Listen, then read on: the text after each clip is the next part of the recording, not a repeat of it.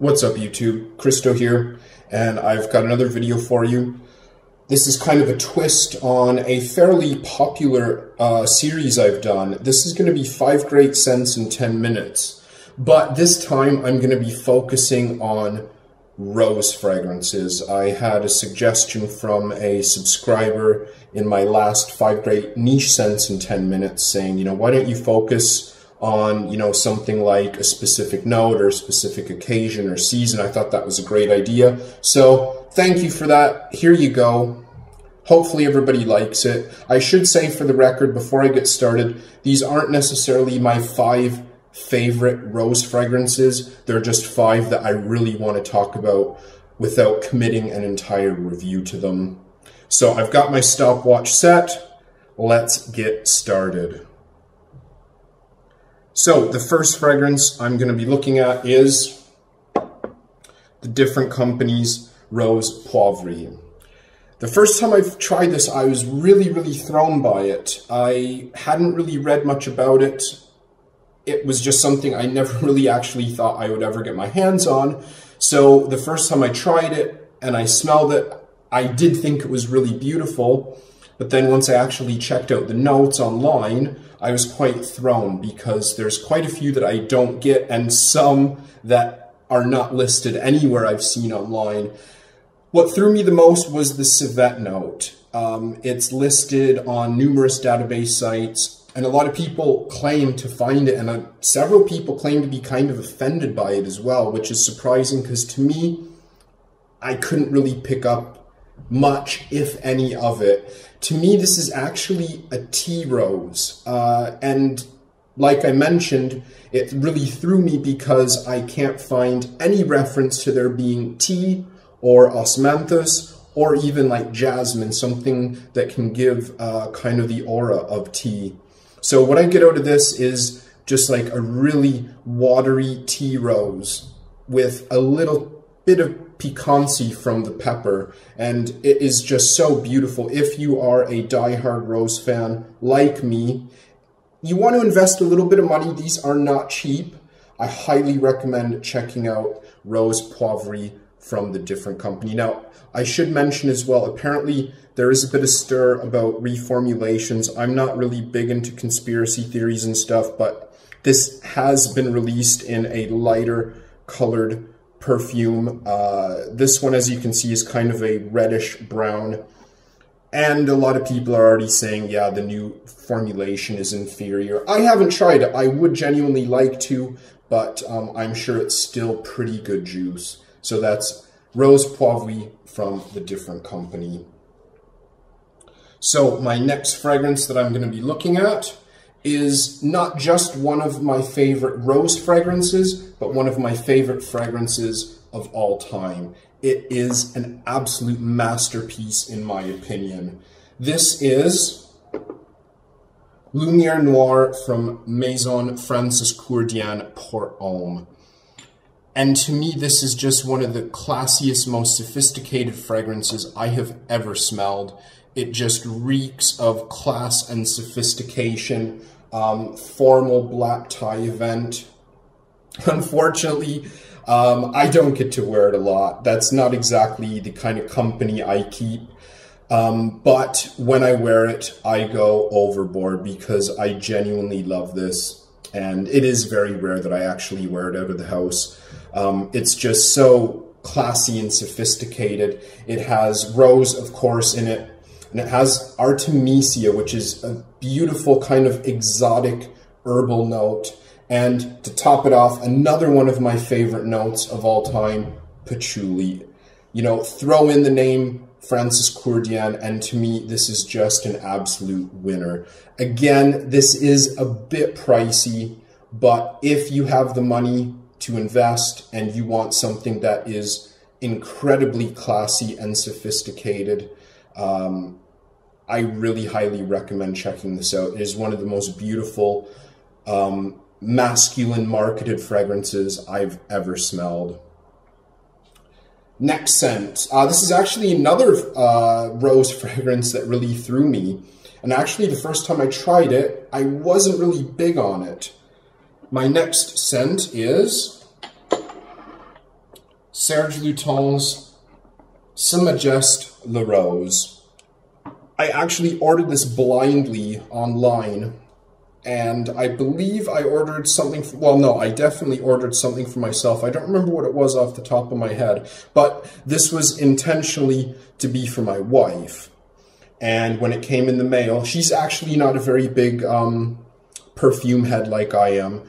And when it came in the mail, you know, I kind of tried it to see, you know, if I was going to be giving up something really nice. And I was like, okay, I like this, but it's not amazing. So, you know, I'll give it to her as I intended. Bit selfish, I guess, but that's what the life of a perfume freak is, I suppose. Anyways, the thing is, I've just grown more and more and more in love with this. And it is probably one of my most worn rose fragrances as of late. This is another one. Again, the notes really threw me. According to the database sites, this has rose, of course. It has honey, musk, and clove. And other than the rose, I really don't get anything other than that from the notes that I mentioned.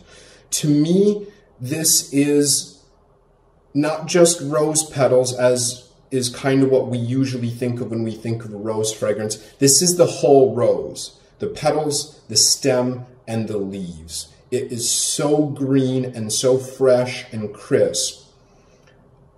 I also get, I swear, I get citrus in this. Some nice, soft, yellow citrus. Again, no sign of it, but I swear it's there. To me, this is a beautiful, soft, green rose fragrance for spring, perhaps summertime as well. So that's Ce Majeste Le Rose from Serge Lutens. Next one. This actually was in a video I did recently, and I sang praise for it. And it's actually just climbing in my books. This is, in my opinion, the best modern rose designer scent I have smelled. Personally, in my opinion, I have not smelled many great modern rose designers, and this is, in my opinion, the best by far. This is, this is Hermès's Un Jardin sur le Toit. And what a beautiful fragrance this is. It has rose, of course, as well as grass, apple, and pear. There are people out there who say this is feminine or even too feminine, but in my opinion, if you like rose and you want a little bit of fruitiness and a lot of grassy greenness, you must check this out. It is so beautiful. It's strangely decadent for a soft, light summer fragrance. Just the apple and the pear just give this lovely little tiny bit of just kind of heady sweetness. And I think it's just so beautiful. I really, really love it. The longevity on me isn't the best, and that's, you know, it kind of angers me because I know people who say they get 8, 12 hours out of this. I don't get anything near that. In terms of the scent, this smells the best out of the Un Jardin line, in my opinion, but just with the crummy projection and longevity I get, it's not my favorite. Try it for yourself. You know, maybe you're one of the lucky ones who will get 8, 10, 12 hours out of it. If you do, I'm envious because it is beautiful. And the last one, number 5, the best for last, kind of a hidden gem, if you will. I was absolutely stunned the first time I tried this. I found it for very cheap locally online, and I really wasn't expecting much because it's a house that I haven't really had much luck with. Not that it's a bad house, it's just I've never found anything that lasts on me and smells good enough to drop the kind of price that they're going for. The next fragrance is Annick Goutal's Ce Soir ou Jamais. And I bought this blindly online. The main reason was because it was so cheap. I had already blind bought a few Annette Goutal's before.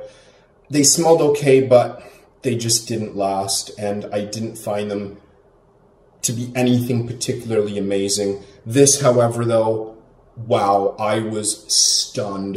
It is the ultimate jammy rose. It has notes of rose, hibiscus, and ambrette. And the ambrette just gives this nice, tiny little bit of flintiness, working with this lush, very, very red, almost pink rose. It's just so jammy and delicate, and oh, it's beautiful. I actually compared this in one of my videos to Le Labo's Bay Rose 26, which is a $500 city exclusive. And I honestly prefer this now. It is just so beautiful. That is Annette Goutal's Ce Soir au Jamais. Perfect timing. There's my alarm going off. I want to know what you think of Rose, as well as my 5 picks, and, you know, let us know what some great rose scents we should all be looking into. So thanks for watching, everyone, and I'll see you again soon.